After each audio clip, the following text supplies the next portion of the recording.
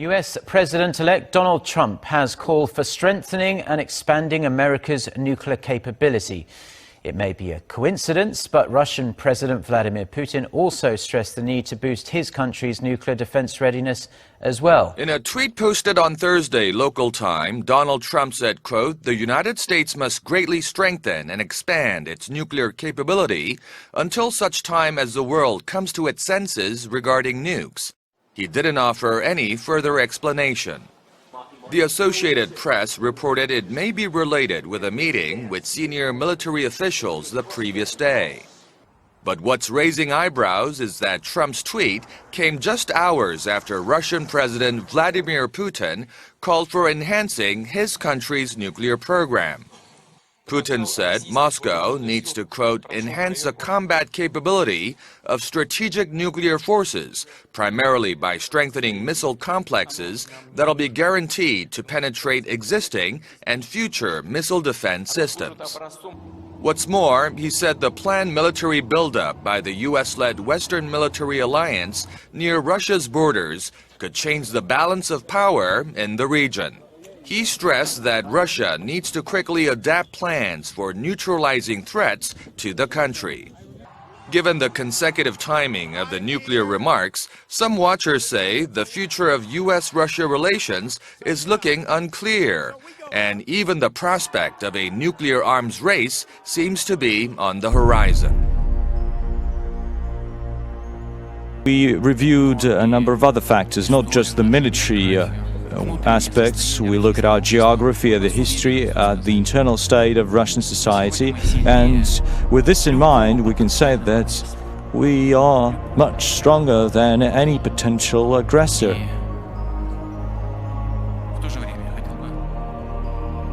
But at the same time, I'd like to draw your attention to the fact that if we allow ourselves to relax just for 1 minute, to allow for just one failure or pause in the modernization of the army and fleet, the situation might change quickly, because we live in a high-paced world. We won't be able to detect that change, so a lot depends on you. You need to continue this hard work that was started a couple of years ago. President-elect Donald Trump says the US must greatly strengthen and expand its nuclear capability. But how many nuclear warheads does America already have? Probably about 7,000. That's according to the Federation of American Scientists, which tracks the number of nuclear weapons around the world.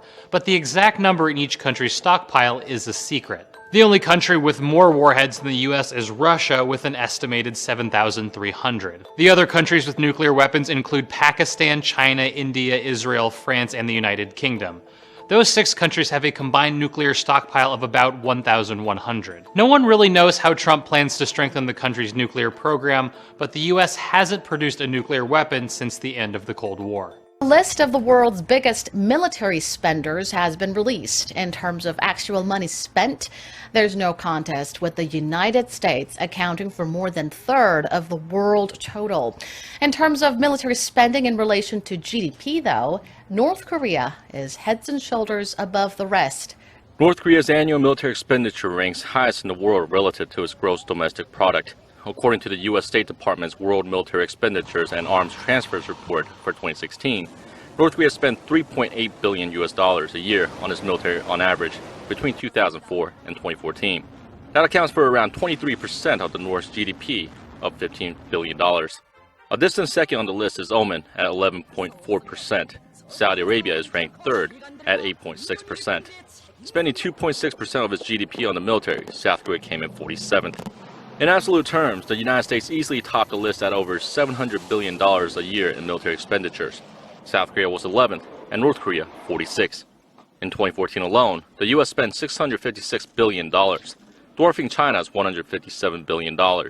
In the latest figures for the Koreas, in 2014, the South spent $39 billion, and the North slightly over $4 billion. North Korea upped the level of threat in recent days. One example would be its large-scale artillery drill targeting South Korea's presidential office of Cheongwade. To better counter the North's continued threats, South Korea's Air Force implemented long-range precision-guided missiles.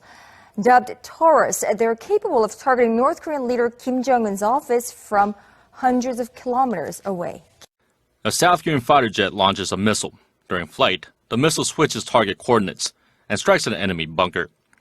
A 3-meter thick concrete wall surrounding the facility is no contender to the missile, and the bunker is instantly destroyed. This was a demonstration of the prowess of the German long-range air-to-surface missile, Taurus. And for the first time, 10 imported Taurus missiles has been implemented into South Korea's Air Force arsenal on Thursday, specifically to the fighter jet F-15K fleet. During peacetime, the missile will restrain the enemy from provoking, but if war breaks out, we will be capable of targeting the enemy's core with precision and accuracy. The Taurus missile can fly at an altitude of 40 meters, and as fast as the speed of sound, which makes it difficult to intercept. The missile has stealth capabilities that can evade enemy radars, and it is also equipped with a military-grade GPS device, making it hack-proof. South Korea is planning to import 250 more Taurus missiles from Germany by the end of 2018. China continues to strongly protest South Korea's decision to deploy a U.S. missile defense system to the Korean peninsula. Seoul says it is necessary for protection against North Korea's nuclear and missile threats, but Beijing disagrees and has vowed to take necessary actions. China's foreign ministry spokesperson said Beijing is closely watching Trump's and Seoul's stances on the deployment. She said China has expressed its concern and clear opposition to it numerous times, claiming that won't help maintain peace and stability on the Korean peninsula and will harm the strategic and security interests of China and other countries in the region. The United States, Russia, and China are in a technological race to achieve air superiority on the globe. It's a race costing all three countries billions upon billions of dollars in research and development. President-elect Donald Trump met with officials from companies developing fighter jets and has addressed the expense of the next generation fighter. The competition between the countries mentioned has entered cyberspace. The attention in hacking surrounds accusations about Russian involvement in the U.S. election, although President Obama mentioned China in his last press conference. The Chinese have in the past engaged in cyber attacks directed at our companies to steal trade secrets and proprietary technology. And I had to have the same conversation with with President Xi. And what we've seen is some evidence that they have reduced, but not completely eliminated, these activities. Follow-up to that soundbite that the president gave us in his last press conference got very little attention by the mainstream media. The Chinese hacking of military secrets is very well documented, and some fear the stealth technology in China's new J-20 jet fighter may have come from hacking classified American military material. The J-20 will challenge the F-22 Raptor and the F-35 for air superiority. Now to the latest on the war-torn Syria. The Syrian army has announced that Aleppo is now completely back under its control. In a statement, it also said the 4-year-long civil war has come to an end.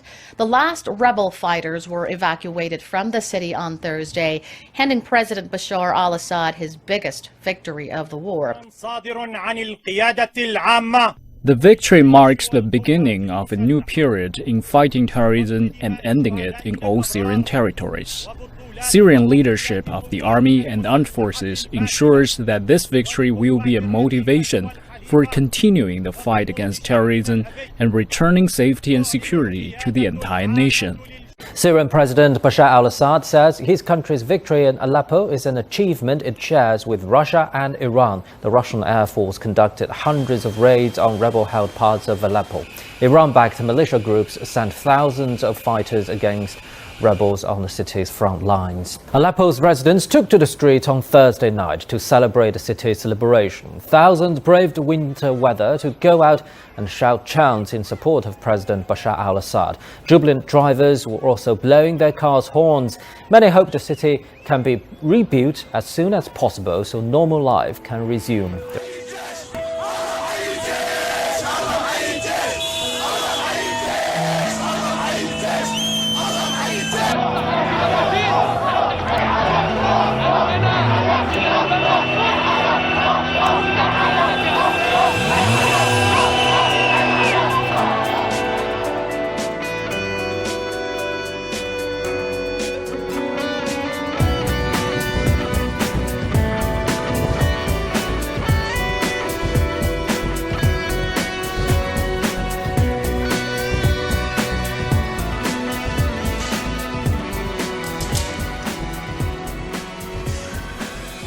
An explosion went off outside the headquarters of a Christian lobbying group in Sydney, Australia, Wednesday. A man driving a van with gas cylinders set off the explosion, injuring himself and blowing out the building's windows. Police say the attack was not politically motivated, but the Australian Christian lobby says they've received death threats for supporting traditional marriage. The head of the group, Lyle Shelton, is skeptical and said at a news conference, "You don't just drive around the corner here at 10 o'clock at night, park a van, load it with gas cylinders, then detonate it, unless you're trying to send a message to the ACL." Police said they were investigating the explosion and the threats against that group. According to Australian police, a major plot to bomb parts of Melbourne Christmas Day have been foiled. The plot involved explosives and possibly knives or guns against possible targets in the heart of the city, including the area near Federation Square, Flinders Street Station, and St. Paul's Cathedral. In a series of overnight raids, 7 people were arrested in connection to the plot, inspired by the terror group ISIS. However, 2 of those people were later released without charges. Australian Prime Minister Malcolm Turnbull called the successful raids one of the most substantial terrorist plots that have been disrupted over the last several years, and vowed that the nation would not submit to the threat of terrorism. The US government has decided to dismantle an inactive registry program for visitors from countries that host extremist groups. The program was initiated just 1 year after the 9/11 terrorist attacks in 2001.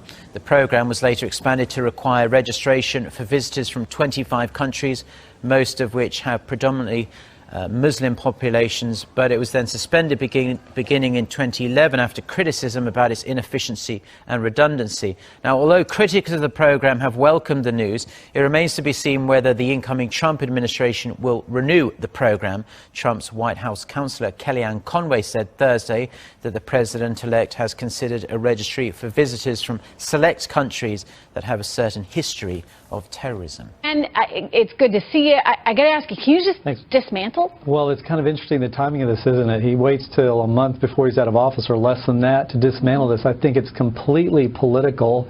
And obviously, he hasn't been using it for 5 years, so why now? It makes no sense at all other than to create an impediment for Donald Trump. The Islamic State has urged its followers to attack U.S. churches and has published names and addresses of thousands of prospective targets, according to a report in the news website Vocative. Messages posted in Arabic to the group's social media site called for bloody celebrations in the Christian New Year. The post said the Islamic State hopes to tap lone wolf attackers to turn the Christian New Year into a bloody horror movie, Vocative reports. Another post urged followers to attack churches, hotels, crowded coffee shops, streets, markets, and public places, and provided some examples in the U.S., Canada, France, and the Netherlands. The information on U.S. churches was based on information already available online and includes a public directory of churches across all 50 states, Vocative said. Cities across the U.S. have bolstered security around holiday events following the Berlin Christmas market attack that killed 12 people. Well, the attack in Berlin comes less than a month after a 12-year-old boy attempted to detonate a bomb at another Christmas market in Western Germany. The boy of Iraqi origin was reportedly radicalized and directed by Islamic State. His case has added to fears that youngsters are now being recruited by terrorists to carry out attacks in Europe. Ilya Petrenko has more on the disturbing shift in tactics. Caliphate Cubs, a squadron of underage Islamic State soldiers. That's Wikipedia putting them prominently on the list of ISIL units fighting in the battle for Mosul. Here's a father blessing his son before the kid vanishes in a fireball from a suicide blast. And this brainwashed 4-year-old just blew up a group of ISIL captives with a push of a button. Sickening, but no longer that shocking for Westerners, as long as it's happening somewhere in the deserts of Iraq or Syria. Well, this is Berlin. The 12-year-old who is accused of planning a bomb attack in Ludwigshafen is currently in custody. Last week, 10 teenagers were detained in Belgium over fears they were plotting terrorist attacks. Back to Germany, where earlier in Cologne, a Syrian migrant aged 16 was caught allegedly doing the same thing. The Bavaria train axe horror this summer, the attacker ISIL claimed to be one of its fighters was 17. The list is getting longer. The portrait of Europe's new menace, the underage terrorist, is taking shape. Tonight, a dispute over peace, politics, and the role of the U.S. presidency may be coming to a head at the United Nations. Just hours before the Security Council was set to vote for a resolution calling for Israel to stop building settlements, the ballot was abruptly cut off, averting a potential clash between the current and future U.S. presidents over U.S. relations with Israel. The resolution demands Israel, quote, immediately and completely cease all settlement activities, calling it a flagrant violation under international law. CNN has learned that President Obama was prepared to let the resolution pass, either by abstaining or voting in favor of it. The U.S. has traditionally seen Jewish settlements in areas controlled by Palestinians as an obstacle to a peace process, but has never gone so far in a UN vote.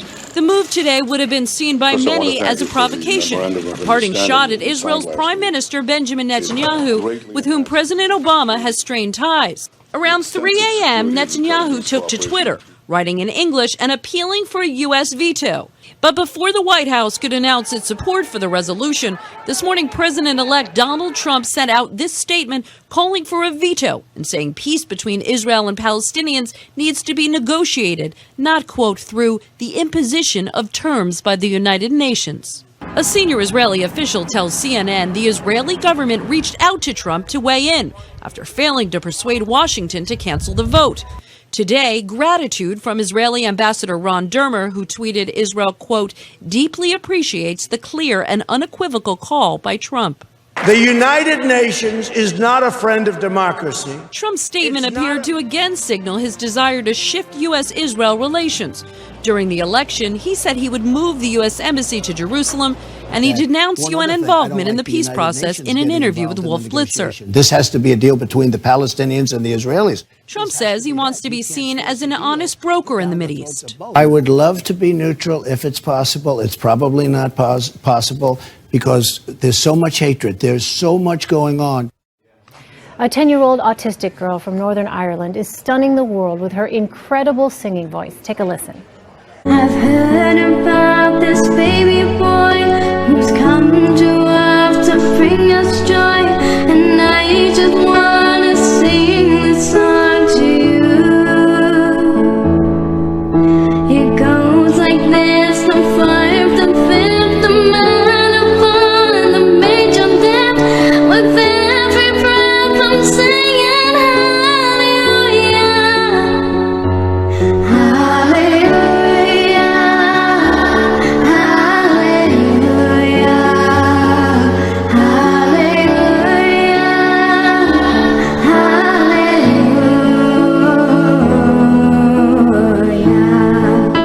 Just beautiful. That is Kaylee Rogers singing Leonard Cohen's Hallelujah with her school choir. The song has special meaning for her.